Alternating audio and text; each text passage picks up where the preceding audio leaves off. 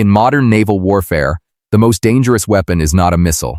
It is information. A submarine that cannot be found cannot be killed. A submarine that has been mapped, tracked, and cataloged, its preferred depths recorded, its patrol routes logged, its acoustic signature understood, is a different proposition entirely.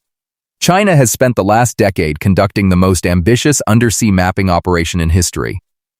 It covers the Pacific, the Indian Ocean, the Arctic, and the waters surrounding every major American military installation in the region.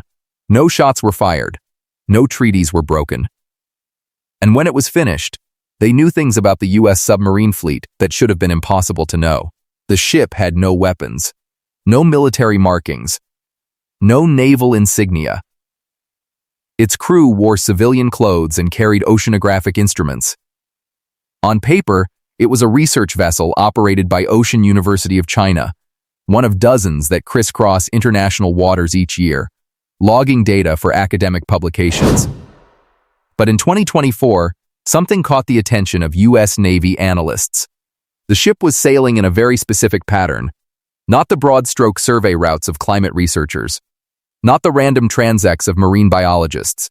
It was moving methodically across the waters northeast of Guam, the exact stretch of ocean through which American nuclear submarines pass when transiting from their forward base to their patrol zones in the South China Sea.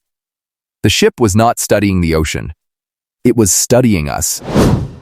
To understand why this matters, you need to understand what Guam actually is. It is not just a U.S. territory with a palm tree beach and a tourist economy. It is the most strategically critical piece of American real estate in the Western Pacific. Andersen Air Force Base can put B-52s over Beijing within hours.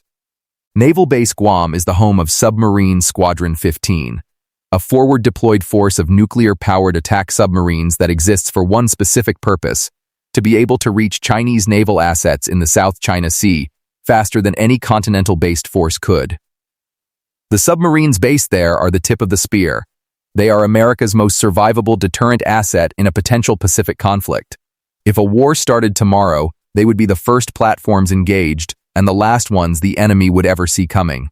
Or so the doctrine assumes. Because submarine warfare is built on one absolute principle, you cannot kill what you cannot find. A nuclear attack submarine running silent at depth, in open ocean, with no active sonar signature and a skilled crew, is effectively invisible. It can patrol for months without surfacing, without communicating, without leaving a trace, unless someone has already mapped the water around it. And that is exactly what China has been doing for years. The program has a name. China calls it the Transparent Ocean Initiative. It is framed as a civilian science project, and in a technical sense, it is. Its vessels really do collect oceanographic data, study salinity gradients, monitor thermal layers, and deploy sensor arrays. But the military applications of that data are not incidental. They are the point. Here is how submarine warfare actually works. A submarine does not simply hide in water. It hides in the specific properties of water. Temperature gradients form invisible walls, layers where sound travels differently, and a skilled submarine crew uses them like terrain. They slip beneath a thermocline, a natural acoustic barrier, and the sonar of a surface vessel bouncing off that layer cannot penetrate to find them. But a fleet that knows exactly where those layers are, their depth, their seasonal variation, their precise location above a specific underwater ridge, can calculate where a submarine is most likely to run. They can position countermeasures. They can pre-program weapon targeting parameters. They can build what analysts call an acoustic picture of a submarine's operating environment. That is what the Transparent Ocean Initiative provides. In 2017, a government official from China's Shandong province stated on record that the project was designed to ensure maritime defense and security. He explicitly compared it to an American military ocean sensor network, not a civilian research program. A defense initiative wearing a laboratory coat. And by 2025, that initiative had mapped the waters surrounding every major U.S. military installation in the Western Pacific. Guam, Hawaii, the Luzon Strait between Taiwan and the Philippines, The undersea ridges north of Papua New Guinea, where the U.S. recently secured new basing rights. Chinese vessels have sailed them all. Instruments running, sensors active, data uploading to servers in Beijing. The U.S. was not unaware. It was watching. The problem is that international law offers almost no tools to stop it. Civilian research vessels have the right of free passage through international waters. They can survey the ocean floor. They can deploy sensor buoys. As long as they stay outside territorial boundaries, there is nothing the U.S. Navy can legally do. So the analysts tracked. The intelligence community flagged it. Reports were written. And the ship kept sailing. But in early 2026, something changed the nature of this story from concern to crisis. A U.S. congressional hearing, Rear Admiral Mike Brooks, commander of the Office of Naval Intelligence, sat before a commission and said in unclassified, public testimony that China's mapping operation had expanded dramatically. His exact characterization was that the data collected enables submarine navigation, concealment, and the positioning of seabed sensors or weapons. He did not say potentially enables. He said, enables, that distinction matters. It means the assessment is that China has already crossed the threshold from data collection to operational capability. The intelligence picture is not of a future threat. It is of a present one. And then came the sensors. Researchers from Ocean University of China published studies showing that Chinese deployed instruments had been placed in specific straits through which U.S. submarines would transit to reach the South China Sea. The scientists described them as climate monitoring stations. But when a U.S. analyst cross-referenced their locations against submarine transit corridors, the overlap was not coincidental. Those sensors sat directly on the routes that American submarines use every time they deploy from Guam. The United States has not sat still. In 2025, the Navy quietly overhauled its own ocean monitoring program. New sensor networks were established. Submarine transit routes were reassessed. Some patrol patterns were changed. The Navy does not discuss this publicly.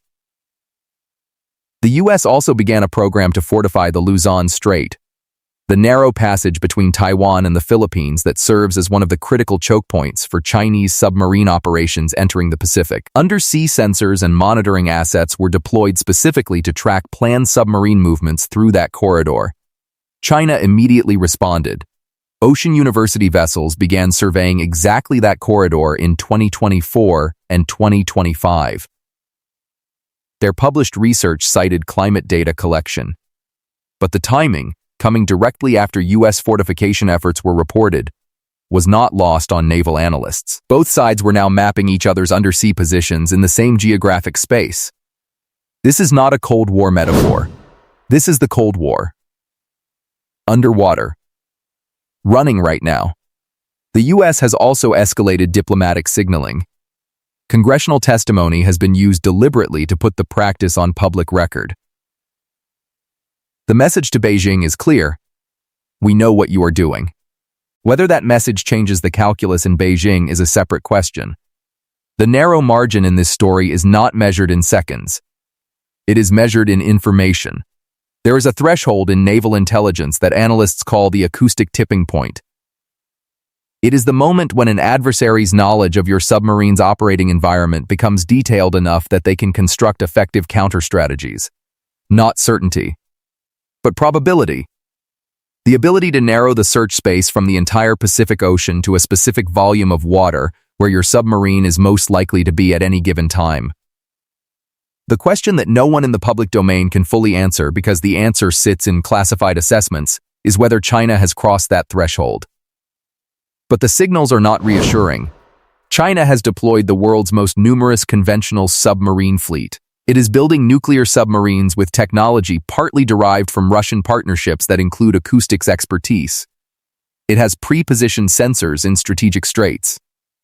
It has mapped the ocean floor in concentric rings around American Pacific bases, and it has embedded civilian research infrastructure that gives it persistent access to the ocean environment around Guam, Hawaii, and the approaches to the U.S. West Coast. If the threshold has not been crossed, it is close. The story does not have a clean ending. There was no intercept, no confrontation, no decisive moment where the threat was neutralized.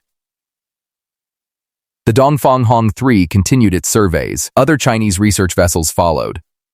By the most recent reporting, the scope of the operation extends across the Pacific, Indian Ocean, and Arctic.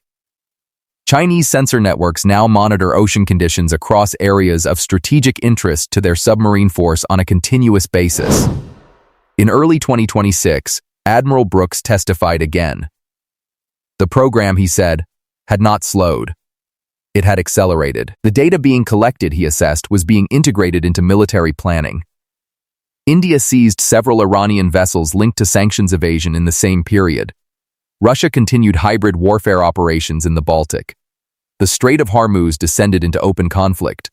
And in the Pacific, the ocean floor kept getting mapped. Quietly. Methodically. Without a single shot fired. What this story reveals is something that defense analysts have been writing about for a decade, but that rarely reaches the public conversation. The future of naval warfare is not above the surface. It is below it. Aircraft carriers are the visible symbols of naval power. They are the ones that appear in speeches, on the news, in diplomatic calculations. When a crisis erupts, the first question asked is always which carrier groups have been deployed. But submarines are the force that actually shapes outcomes in a major conflict. They are what closes sea lanes. They are what sinks carriers. They are what deters a navy from projecting power into contested waters. And the defining variable for submarine warfare is information. The nation that knows more about the underwater environment, the thermal structure, the acoustic properties, the topography of the seafloor, the precise locations of enemy sensor networks, holds an asymmetric advantage that no amount of surface firepower can easily overcome. China has recognized this. Its investment in the Transparent Ocean Initiative is not an accident or an afterthought. It is a deliberate, long-term program to acquire exactly the kind of environmental data advantage that would shift the undersea balance of power in a Pacific conflict. The United States built its Cold War submarine doctrine on technological superiority.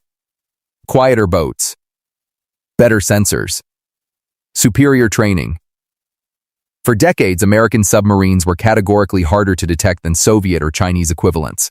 That margin has narrowed. Technology transfer through the Sino-Russian partnership, indigenous Chinese submarine engineering advances, and now this environmental mapping program have all eroded the edges of that advantage. This is not alarmism. It is arithmetic. And the arithmetic is being performed methodically by ships that file civilian research permits and publish oceanographic papers. There is a phrase used in submarine warfare: the ocean is opaque. It means that even with the best sensors, the sea is a domain of profound uncertainty. You do not know exactly where the enemy is. They do not know exactly where you are. That mutual opacity is the foundation of deterrence. It is what makes submarines so valuable and so dangerous. China's mapping program is an attempt to reduce that opacity, to peel back one layer of the ocean at a time, to build, over years and decades, a picture of the underwater world that turns the Pacific from an unknown into something closer to a known. The civilian research vessels will keep sailing. The sensors will keep collecting. The data will keep flowing to Beijing, and the ocean floor around Guam, around Hawaii, around every choke point that American submarines must pass through, will keep getting better understood. The most dangerous military operation currently underway in the Pacific does not involve any weapons. It involves clipboards, sensor buoys, and a very long strategic memory.